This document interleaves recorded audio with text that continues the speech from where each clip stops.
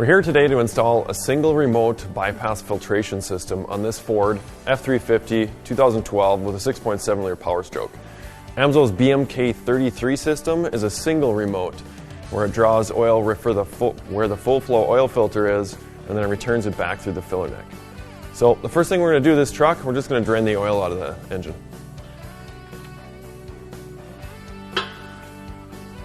While we're waiting for the oil to drain out of that truck, let's go through some of the components here and explain what they do.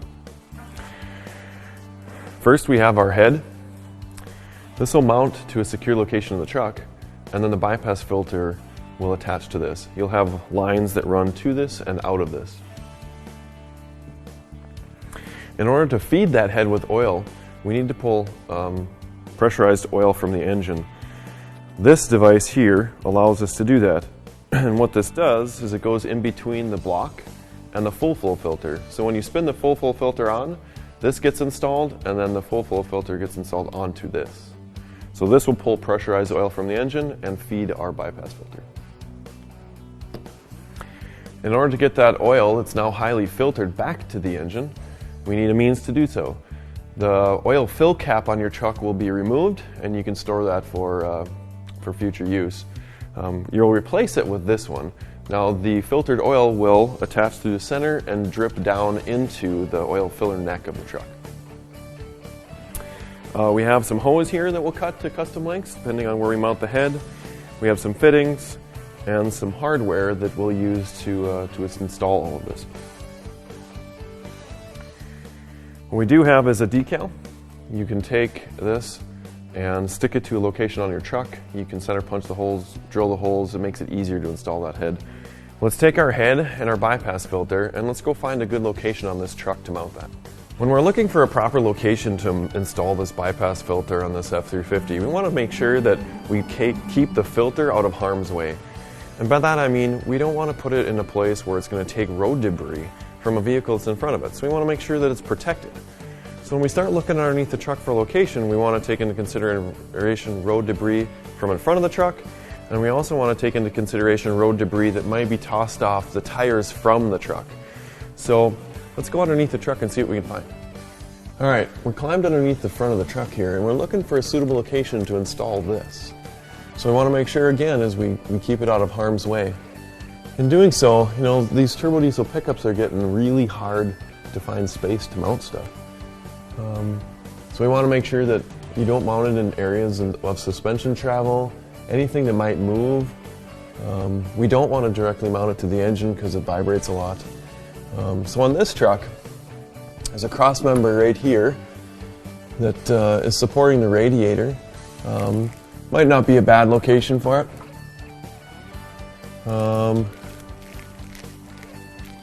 Might not be a bad location up here on the inside frame rail. Have to kind of take in consideration the sway bar and its movement, and then the lines, how they might intersect the head for this.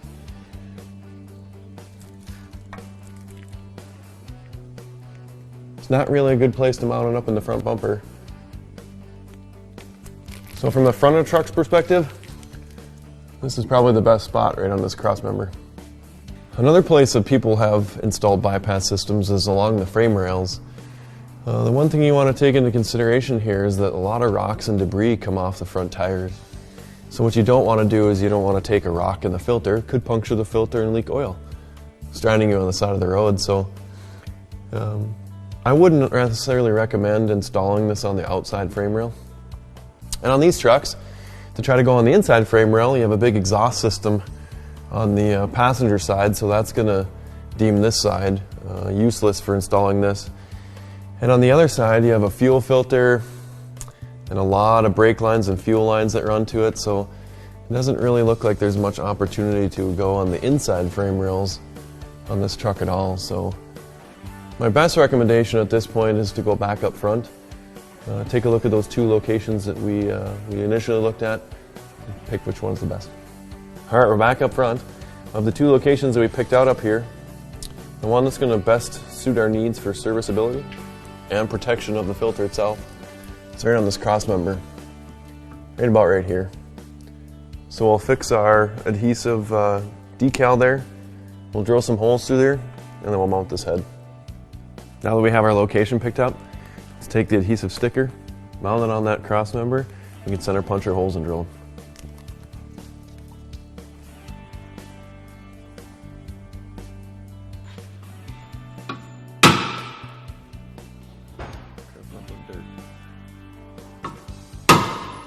Center punches are done. Let's take and drill a few holes through this sticker.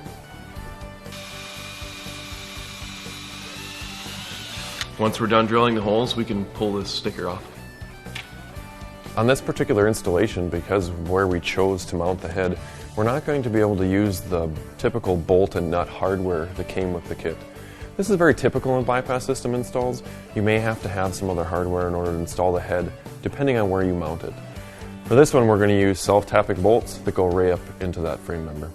Because we're using self-tapping bolts on this, I took the liberty off camera to run the bolts in, thread the holes, and then back them out so we can easily run them in with your average box end wrench here.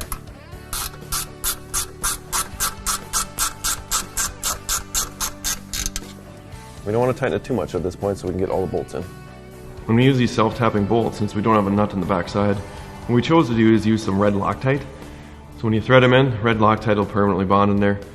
Won't allow these bolts to back out. Now that we got the head mounted on the truck, let's install our bypass filter. Typically we recommend you filling the filter with oil, but considering that we have it on its side right now, if you fill it up, turn it on its side, it's going to pour out naturally. So just take a little oil, lubricate the gasket, spin it on, and tighten it per the instructions that we have on the label. Now that the filter has touched the gasket has touched the head, as it says on the label, 1 revolution past the filter touching the head. What I like to do is I like to take a paint pen, I mark the back of the filter, and then I align it with something on the truck to get orientation, so I make sure that I get 1 full revolution. That same paint pen comes in handy. You can write the date and the mileage of the truck so you know when you install it.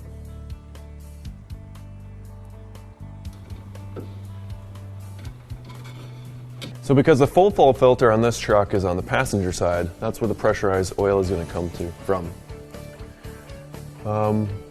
Both in and out on this head are directing towards that passenger side.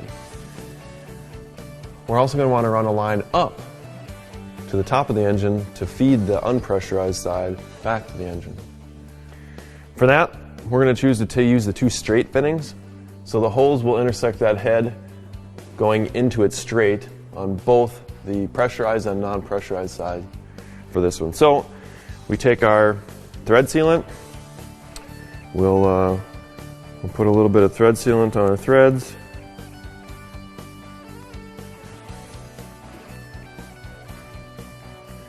Now these are tapered thread fittings, so we want to make sure that we get 2 to 3 times past finger tight in revolutions. If you want to use the same paint to pen trick, I'd recommend doing that now. Alright, now we're going to install the fitting into the thread adapter here. So this is the puck that goes in between the full flow filter and the block. It pulls pressurized oil out of this port. We're going to use this 90-degree fitting, and on the truck we'll install it so it lands about like that, so that we can route the hose up and over the engine into the inlet port of the bypass head. So, same thing again. You're going to take your thread sealant, put some on your threads, make sure it gets all the way around. We're going to screw this in.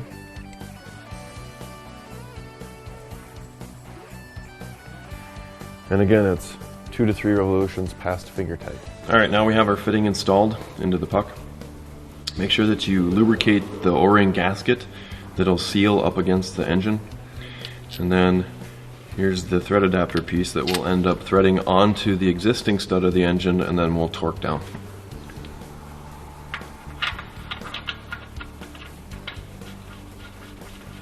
Make sure that you get the right orientation of your fitting off to the side, so that when you intersect it with your line, it's in the right location. Now that we have that finger tight, we're going to set our torque wrench to 50 foot-pounds, and we're going to go and tighten that down.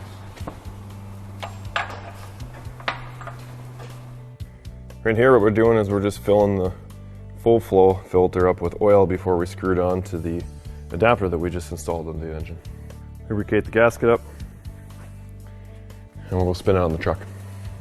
Once again, rotate the filter on until it touches the adapter you screwed on. Then it's on this filter, it's 3/4 of a turn from finger tight. So again, we'll take our paint marker, make a reference on here, and then it's 3/4 of a turn from there. All right, now we're at the point where we need to connect the hoses from the adapter you just installed on the engine to the bypass head, and then from the bypass head up to the filler neck. The next step we're going to take is we're going to install a fitting on the end of this hose so we can start getting the appropriate line lengths. This is your fitting. What we want to do is we want to take and separate these two components. So now I have two parts. We'll set this one aside. Take your hose, make sure that you got a good square cut on the end of it, and this part of the fitting will thread onto the hose. Now it's reverse threads. So normally it's righty-tighty, this one's going to be lefty-tighty. And we're just going to walk that fitting onto the hose. Now you might need a little wrench to give yourself a little bit of leverage, but the threads of that fitting will bite into the hose and spin itself on. Now what you do is, once you get towards the end, you'll notice that the fitting will bottom out on the end of the hose. Just back it off just a little bit so that the end of the hose is just a little bit from seating itself onto that fitting. Alright, now we have that secure. The next step we're going to do is we need to install this portion of the fitting. The easiest thing to do is, if you have a vise, you can take this and lock this component down in your vise.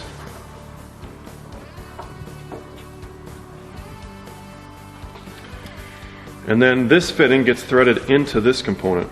So the easy thing to do is to put a little bit of lubricant on the edge of that fitting. We'll stick that into the hose, and then you start threading this in. Now these are standard threads now, so tightening is normal direction.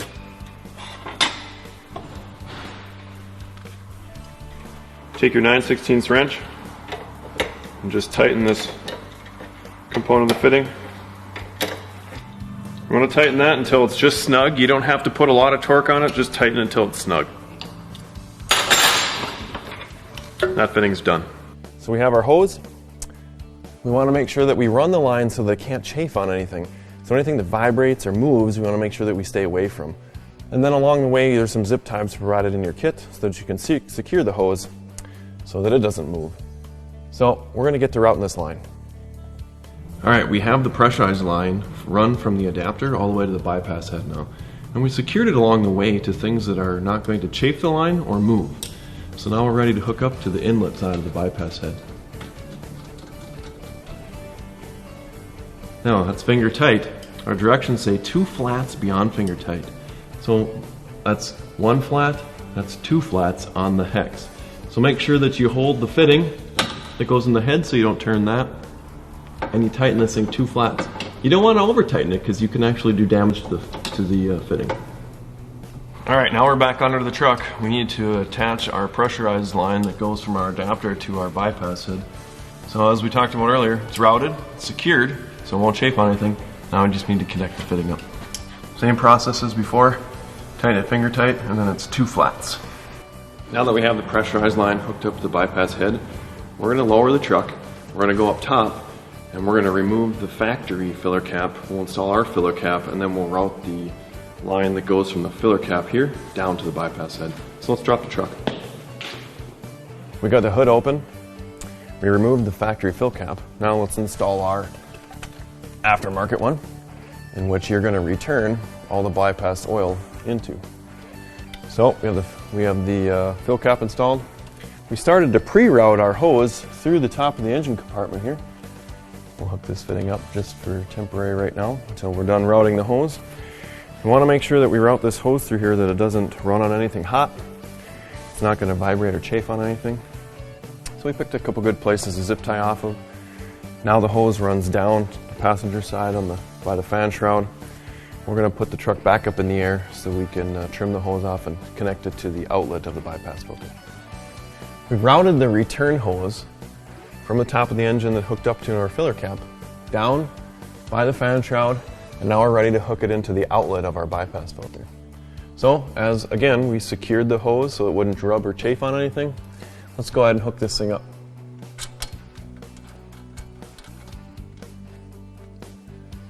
Same process as before in tightening. Finger tight. We'll hold the fitting that goes into the bypass head so it doesn't turn any. We'll turn the fitting on the hose 2 flats. Alright, we have the bypass system pretty much installed. What we want to do is fill the engine full of oil again. We use our AMSOIL 5W40 for this 6.7 liter Power Stroke. It's going to take a little bit more volume than normal since we added the bypass filter and some hose. So you're going to want to put the normal volume in, start the truck, let it run a little bit, and then check the volume. And you're probably going to have to add a couple of quarts to make sure that it's in the safe zone. Alright, we put the recommended oil into the engine now. Now let's go hit the key. We'll fill the filters up, and then we'll check for leaks underneath just to make sure all our fittings are right. We'll shut it off and we'll do a final top-off check to see whether we need to add any more oil.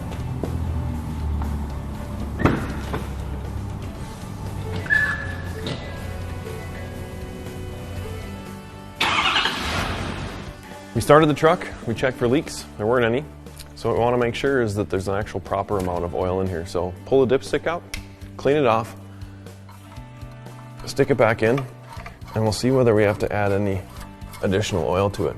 So again, when you add the bypass system, it's going to take a little bit more oil than what it's called for in your owner's manual.